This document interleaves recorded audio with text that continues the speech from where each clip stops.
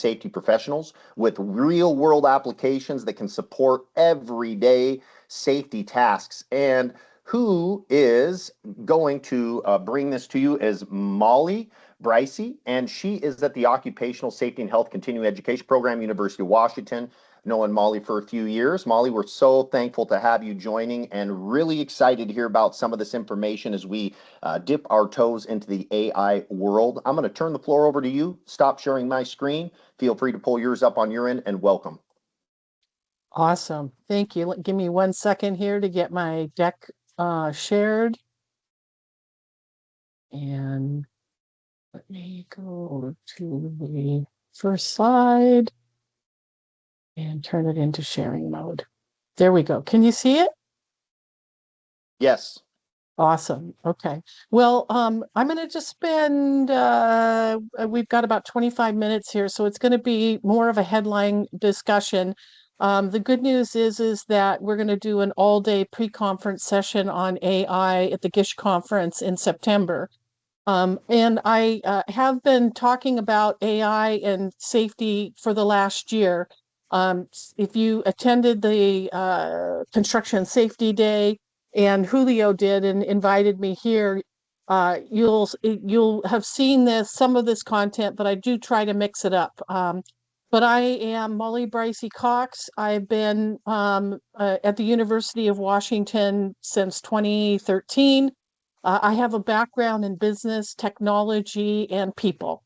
So I'll save you the deep introduction, and you're welcome to look me up on LinkedIn if you want any more information.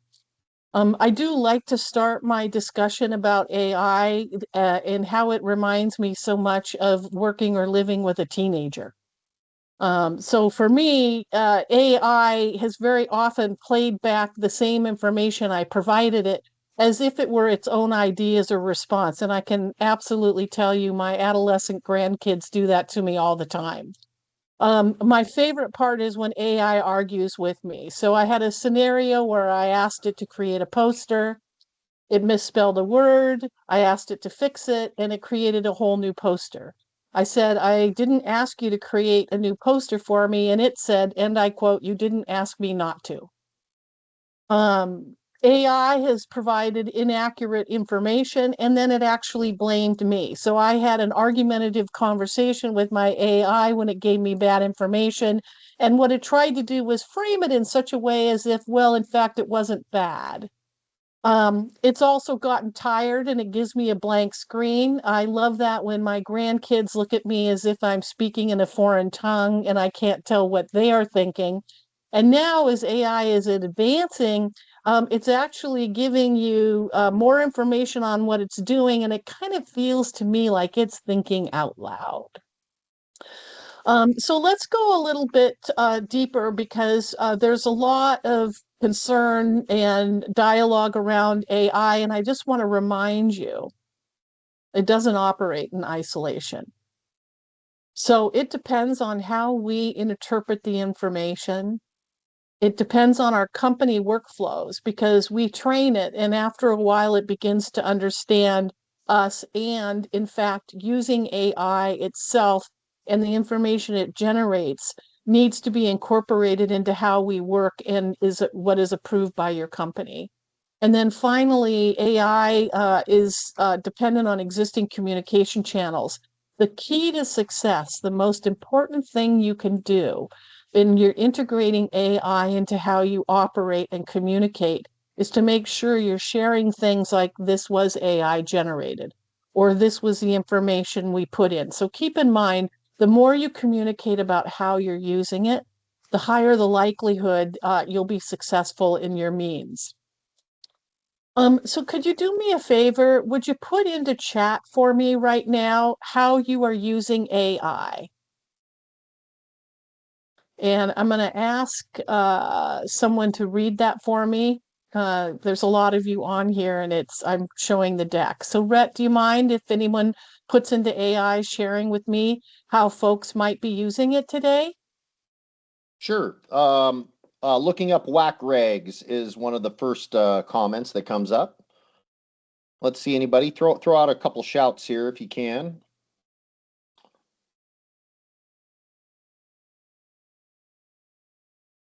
I do know that looking up regs is one of when I did a session last year, that was one of the most frequent uses of it. There's a lot of information on regulations, and there's OSHA and DOSH and LNI and WAC codes. So there's a lot of data and information that it can help you sort through. Here's a couple others as well, Molly. Research, graphics, accident prevention plan, safety plan development, OSHA standards, EM 385 safety audit photos, asking if compliant. That's interesting, Cole. Very cool. Creating study guides for BCSP exams, starting point for abatement plans, environmental regulations, study guides, AI, spell check, write emails, documentation, training materials, PowerPoints, plan templates, communication. It sounds like this is changing the way that we work. Molly, is that helpful? Oh, absolutely. And I also know that I have somebody who uses it for incident management. After you fill out your report, especially the one that's company oriented, very often they can put it into AI and get some help on that. So let's go a little bit deeper into AI and construction. So, I'm an academic. I'm in an academic environment. You have to count on me providing you some information that's research related. So this is not news to you, but construction is a high risk industry. And we just heard from the previous presentation that it's persistent with injuries and fatalities. And so AI is being used more and more through real-time monitoring, hazard detection, and analysis of safety data, including reports, images, and audio. So keep in mind that AI applications mainly rely on things like computer vision for detecting unsafe behaviors. By computer vision, it really means a camera. Generative AI and virtual reality can be used with data to create immersive training simulations. We use it for processing and analyzing reports, and we use it in learning to create customized training content and program videos. And I'm going to show you a little bit more examples for that today. So keep in mind that it's being used in early identification of hazards. So it's shifting construction safety from completely reactive to proactive, with some companies reporting incidents being reduced by 40 to 50%. Autonomous construction robots reduce repetitive labor and cut hazards. So that's another way that AI is being used today is through the robotics.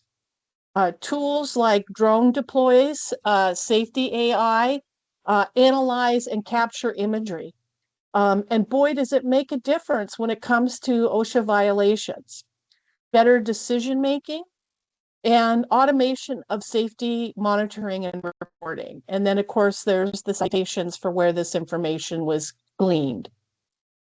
All right, so let's talk about AI from the perspective of it being a new coworker or an intern. It's a part of the digital workforce. And so what I'm going to share with you today are 5 different AI applications and how they're being used today. And I'm going to give you a sample from Notebook LM so that you can see what using these looks like. So the first is Chat GPT. And so this is a lot of folks use it and are familiar with it. And it's used to problem solve. And feel free to raise your hand if you've ever used Chat GPT. We've also got Claude. I'm going to show you. Thank you, Doug. And Jim, awesome. So we've got a lot of folks already. 2 in this group is a lot for me. For raising your hands. Okay, Jack. All right. So folks are familiar with Chat GPT. Another one is called Claude. I'm going to show you a sample of what the analysis looks like coming out of Claude. But Claude is a visualization engine, and I've done a lot of business intelligence and visualization, and I can tell you that Claude expedites and shortcuts the amount of time it takes to put in data and information in and get graphs and visuals. Gemini, which is Google, is another real-time engine, and it focuses a lot on providing you research. I'm sorry, did someone want to ask a question? Okay. It's ideal for tasks that are data and research related. And then one that a lot of folks are familiar with is Microsoft Copilot. At the university, we have an enterprise version of it, and it's really about scheduling, planning events. It can also be used like Chat GPT. And now there's a new part of Copilot that's coming out that will help with things like reporting and visualization. And then Notebook, and this is a Google product, and it's an example of how we can show you how to use video and audio for creating information. Any questions before I move on? You're welcome to open your mic if you want to at any time. Okay, so let's keep moving. Usually I get asked a question about privacy. And what I would say to you is privacy really has a lot to do with the version of AI. So if you're using the free version, please be expected for that not to be private. So we caution you about what information you put into free consumer versions, and most of the products have a free version. It's starting to change a lot in the landscape and how much the free version will do for you now. And there is the next step, which is you can get a personal paid version. And it's fair to say that in many cases, this is more private, but you really do need to check your account settings to determine if you're if you want to allow them to have access to what the product to have access to what you're doing. And then finally, there's an enterprise or data version. Most companies have a data processing agreement. This is the most safe version of any product that you can use. So now let's start to look at what AI can do for you. And what I want to do is I'm going to show you an example of using AI to create a toolbox. So I'm going to stop sharing this, and I'm going to go to sharing a video that I created for you. And I've only got time for one today, so I'm going to give you an example of one. And let's put it out here for you. All right, so oops, excuse me, this is LM. It's ironic that it's on fall protection because that was a big conversation today and around incidents. But let me show you. Now, I do want to tell you, I use a female voice because I'm a female, but here's an example. This is a 6-minute video. I'm not going to show the whole thing, but this is an example of how you can build material when you want to do a toolbox talk.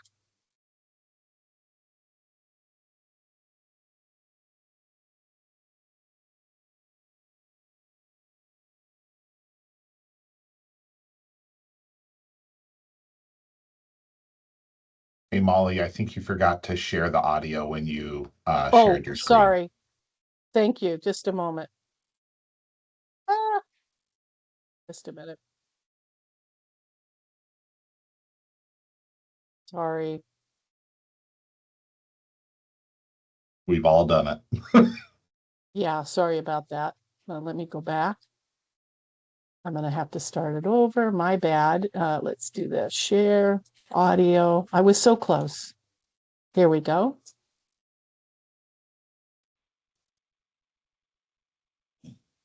There we go.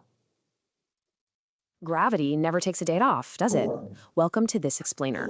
Today, we're diving into fall protection, and we're going to see much, much more than just a list of safety gear you hand out at the start of a shift. It's a comprehensive engineering philosophy. We'll be breaking down the systems and the critical procedures that protect everyone on a construction site. We're going to look at exactly how we build safety right from the ground up. Look, we got to start with a stark reality here. Gravity is the one threat on the job site that is utterly relentless.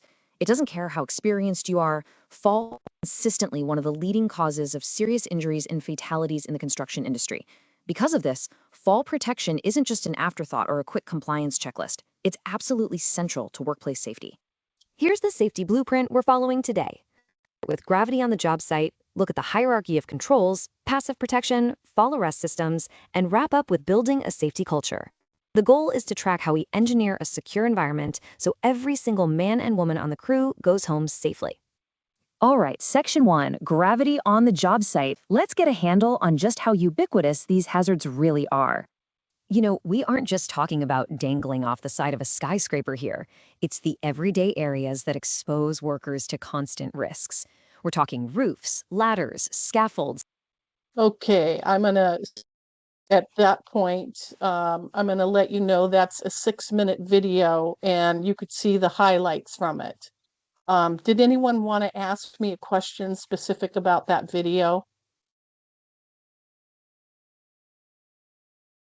That was developed by AI.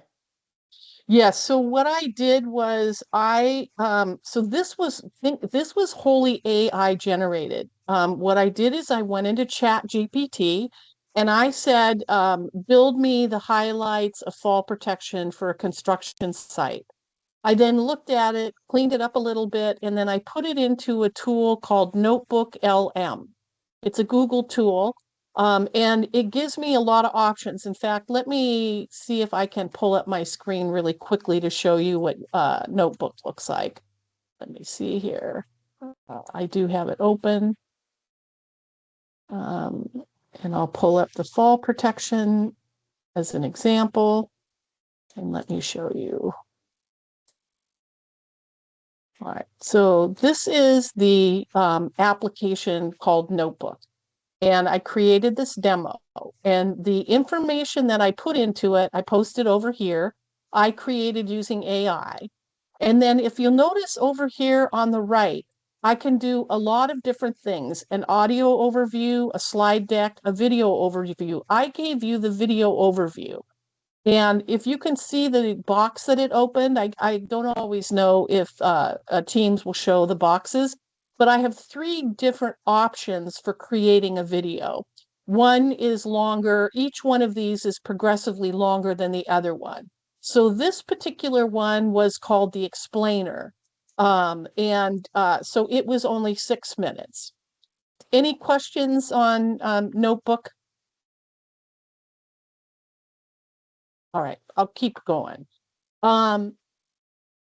Let's see here. Okay, so here is an example of data analysis and visualization. I used an application called Claude. And first I went out to Chat GPT and I asked it to give me data and information on citations for the state of Washington. I think I asked it from the SHARP system. I would have to go back and double check. I honestly can't remember. And I do want you to know that I'm using this only for demonstration. I did not validate the data. An important mission critical component related to AI is you have to have some subject matter expertise in the information you're looking for in order to validate that what you're doing is accurate and appropriate. But here's an example of where it took the data and it created a variety of visualizations. In addition, it gave me a whole set of analysis that was associated with this that gave me information on the actual citations themselves. So that's an example of using Claude. We're kind of coming up against the time, so I just want to back up and let you know that there are pretty substantial pitfalls in using AI. When I'm using it, in particular in my own group, because I work with, I mean, let's be real, there's a lot of skeptics, including myself. I want you to realize that AI, they call it a hallucination. And it's when it gives us data and information that sounds good, but is actually inaccurate.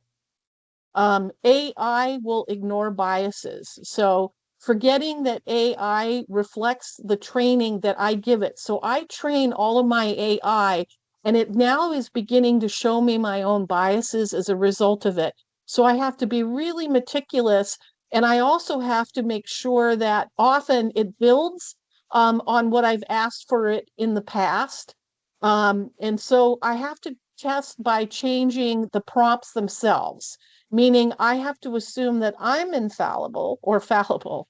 And so I have to use different words to ask it so that I can make sure that I'm seeing or and not ignoring my biases. And then finally, we should not assume that AI has a true understanding. It is not human.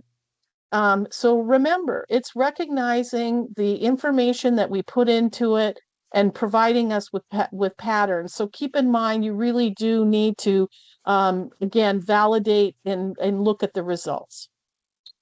So with that, here is a sample of prompting for AI. Start with a goal, provide context, be specific and direct, request a format. You can ask for location specific regulations. You can ask using follow-up prompts. You can break down complex tasks. AI will throw up on you. If you give it too complex of a task, turn it into smaller things. If you want in our space information that is going to be supported and recognized, use AI specific, safety specific language. Ask for alternatives or approaches or different options. You can use it as an editor or a translator.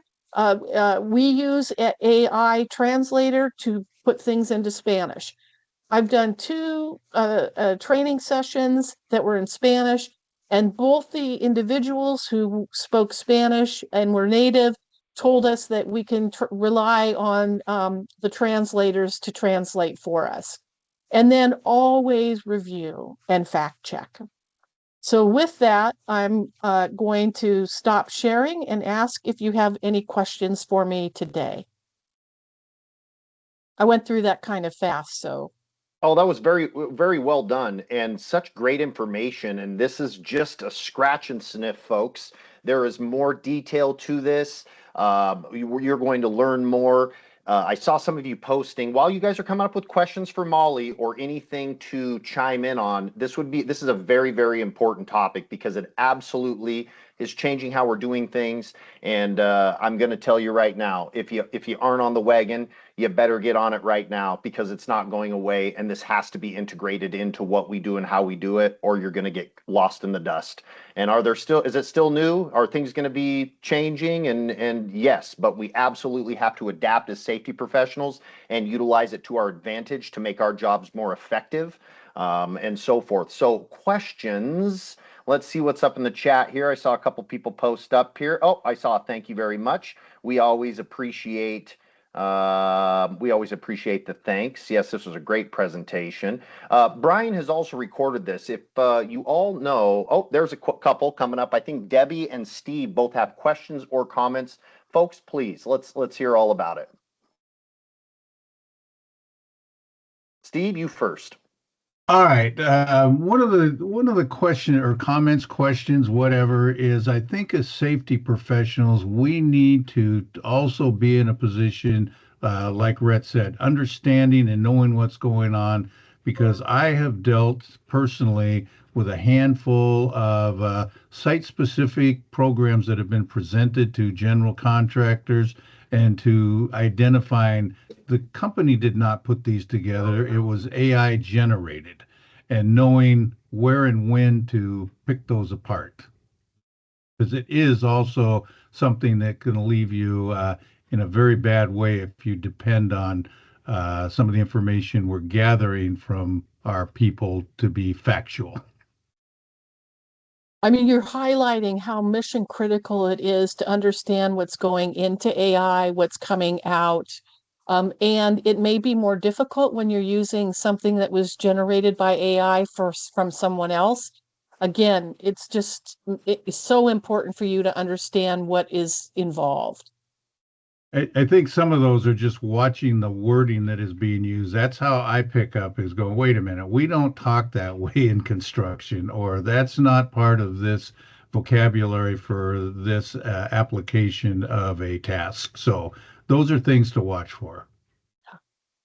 There was a couple of comments in the chat about trust, and let me tell you, that is in my backyard. For me personally, what led me into the people side of my education was wanting to understand more about trust. And the reality is most people don't understand how trust is formed. Now we're getting into AI where there's a more complex and sophisticated way of thinking about trust. If you want to learn more about trust, we're teaching a course that's 2 4-hour sessions back to back in June. But we will cover that more in the GISH conference.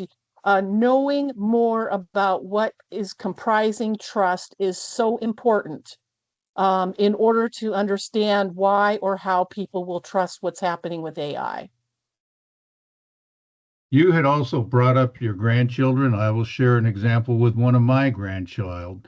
They're running into school where they say, and this one is a eighth grader, is oh, I can't do that because nobody's going to believe I wrote that or I said that. They're going to think I got it off of the internet.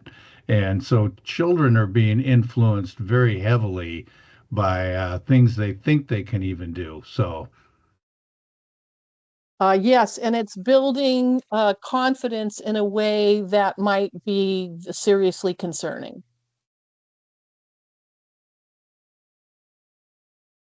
Well, thank you so much for the time today. Please feel free to reach out. We're also, again, doing the session in September.